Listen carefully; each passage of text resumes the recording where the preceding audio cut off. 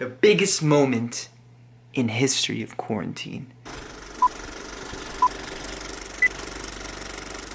I would say the best part about the quarantine. The most memorable experience I've had this quarantine. Most memorable experience. Mi experiencia más memorable durante la cuarentena. The best thing about this quarantine.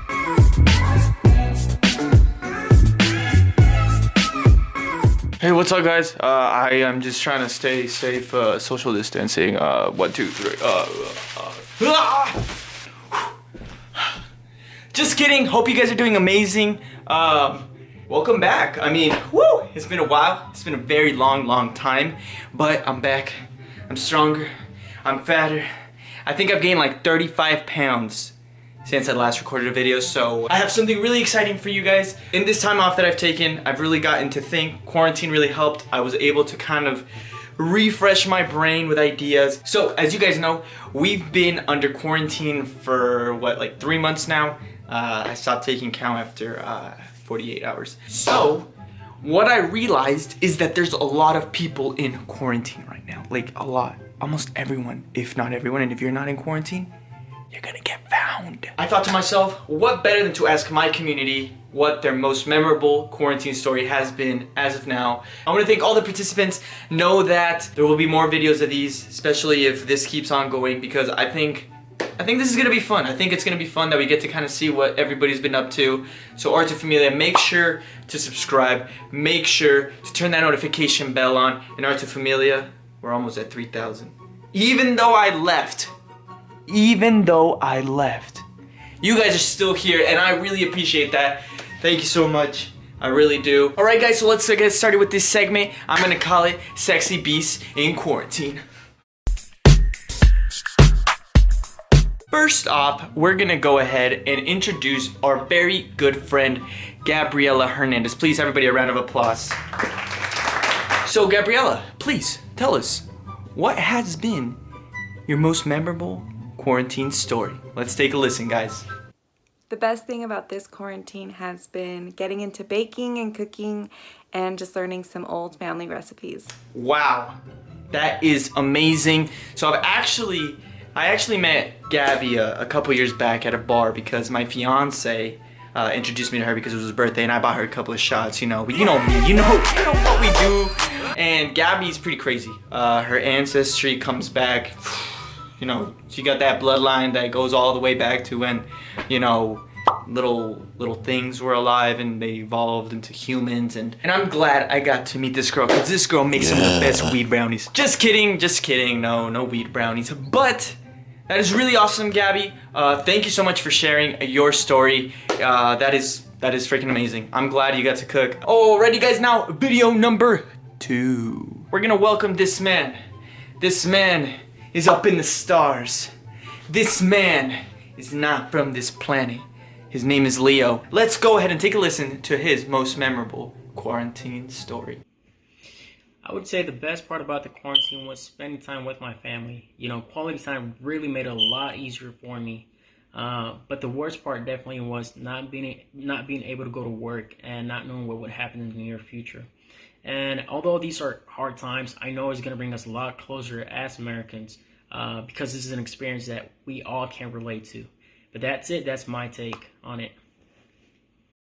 I think definitely, I couldn't agree more, Leo. I think family has been a big part in this quarantine. I think, especially here at my house, we've bonded more. I think, you know, sometimes when you start growing up, you kind of distance yourself, but this kind of has forced this, like, it's been painful at times, but at the same time, at the end of the day, it's kind of like peanut butter and jelly. What are they without each other? So, the R2 channel is multi-racial, it's international. I don't think multi-international is a word. It's international. You have a really good friend in Tijuana, Mexico, Baja California. This video is in Spanish, so I'll make sure to kind of explain what he talks about at the end. This is a perfect opportunity for you to practice your Spanish. Let's go ahead and take a listen to Andrés Uribe and his most memorable quarantine story. Aló, ¿qué tal a todos?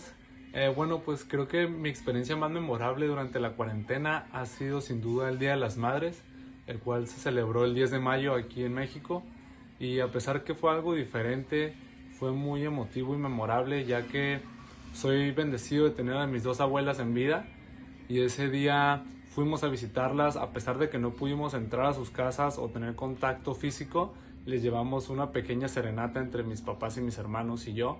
Les cantamos una canción muy famosa aquí en México que se dedica al Día de las Madres y fue muy emotivo, hubieron lágrimas, hubieron risas, sin duda no pudieron haber abrazos por cuestión del coronavirus, pero te das cuenta como un gesto tal vez de abstenencia significa más que, o representa más que un abrazo o un beso.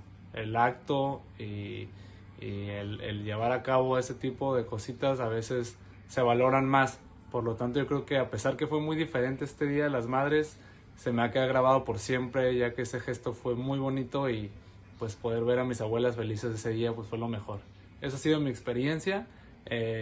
No sé, espero y estén todos sanos y saludos. That was amazing. Even though it's like a terrible time in our era, definitely I think everything that happens, good or bad, especially good, will stick with us forever. And to go over a little bit what he, what he was talking about. So Andres for Mother's Day this year went ahead and, he feels lucky to have both grandmothers, and he went ahead and brought over a serenata to their houses individually. And what that is, it's kind of like mariachi or just a band or just like singing, serenading, you know what serenading is. I don't know why I forgot what serenata in English was. I'm sorry about that. Bro, what are you talking about, man? But he went ahead with 6 feet in between each person singing, took it over to their grandmas for Mother's Day, and they sang for them. There was tears, there was laughter, but most importantly, there was a beautiful memory that came out of this. We have to be grateful for who we have around us, and Andres, thank you so much for submitting. We love your participation. Alrighty, it's time for number 4. Most memorable experience has been staying with my best friend and his sister in Irvine while I was finishing up the semester remotely.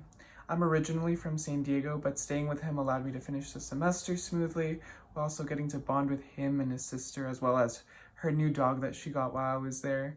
It was really nice to get that experience because I also got to try a lot of really good food, and I was just really grateful for all that they did for me while I was finishing up my semester. So thank you guys. Yeah. That is awesome. No, yeah, I feel like definitely something that we do eventually sometimes need, even though if it's really is space, from our family and kind of just to focus, because even, especially if you're Hispanic or Latino, you know how crazy Latino mothers can be. It's number 5. Number 5. That's 10. Number 5. Thank you, Hector, for participating. I really appreciate it. And let's take a look at what your most memorable quarantine story was or has been as of now. Yeah.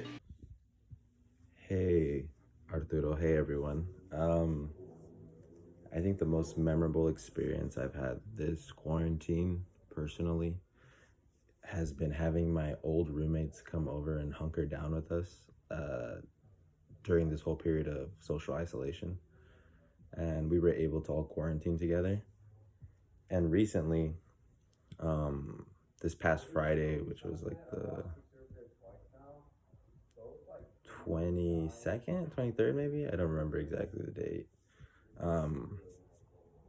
My bad, not Friday, Saturday. We all went out to La Jolla Cove and we swam from the cove to the shore, which is about a mile swim. And I've been swimming for a while, but everyone else hasn't been swimming for that long. So it was fun pushing each other to try to overcome this obstacle together, especially during a period like this where it's like uncertainty and there's a lot of change. And it was just a good way to calm ourselves and ease our nerves, but also feel accomplished in a way because we were surmounting this obstacle that we believed might be too risky to some of us or seemed a bit daunting just because of the distance and you can't really see. It's different swimming in open waters, but we ended up going for it. Everyone was able to stay together, and the feeling when we touched land was pure ecstasy. And honestly, it made me feel great, especially after being stuck inside the house for so long and just not having much to do. So I think that has probably been the greatest moment of this quarantine. And hopefully there's many more great memories to come. But for now, peace. Thank you for this opportunity. I hope everyone finds this enjoyable. And maybe I'll talk to y'all again sometime soon. Later. That's a rad story. Honestly, I don't think I'd have the guts to swim a mile open ocean or open sea, open whatever, because I don't want to die. I don't want to die. So now, the biggest moment in history of quarantine. Just kidding, you guys' videos were as important as mine. But this is the moment that I've been waiting for, that I hope you've been waiting for, that you've sticked on for this video. That's been probably more than 10 minutes since I started, but it's time. But first, I have to introduce somebody to you guys that I introduced to you in Korea, but I don't know if you guys watched that video, and if you haven't, please go watch it. My fiance, Yvonne Meza. Please, round of applause, everybody. If you're not clapping, then I don't know what to say. So this is Yvonne Meza, or Yvonne, on my lug. And we're gonna share with you our most memorable story from this quarantine as of now. So our most memorable moment of this quarantine was when our dog, Astronova, who was also introduced in the Korea, or one of the 4 Korea videos. Sexiest dog ever. Yeah. So she had puppies during this quarantine, and of course, like, what a better time for a dog to have puppies than now, you know? But she did, and we kind of knew when she was gonna have the puppies, but we weren't too sure. We knew it was anywhere between 55 days to 60 of her pregnancy.